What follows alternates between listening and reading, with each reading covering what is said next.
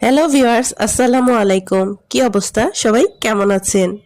আজকে Bashundhara city shopping কমপ্লেক্সে গিয়েছিলাম বিশেষ একটা জিনিস কেনার জন্য। তাহলে চলুন দেখা যাক সেই বিশেষ জিনিসটি আসলে কি। আইফোন 16।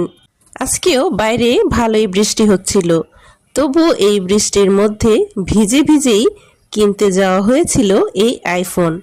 শখ বলে কথা। তবে শখ থাকলেও সবাই এই আইফোন 16 কিনতে পারছে না। আসলে স্বাদ এবং সাধ্য দুটোই থাকতে হয় শখ পূরণ করার জন্য, তাছাড়া শখ পূরণ করা যায় না। তবে মানুষের উচিত ছোট ছোট শখগুলো পূরণ করে নেয়া। সব শখেরই একটা নির্দিষ্ট বয়স রয়েছে, সেই বয়সের পরে আর সেই জিনিসটার শখ থাকে না। যেমন আমরা ছোটবেলা চকলেট খেতে খুব পছন্দ করতাম, কিন্তু এখন খাওয়াই হয় না। আর তাই যেই বয়সে যেই জিনিসটার শখ হয় সেটা পূরণ করার চেষ্টা করুন।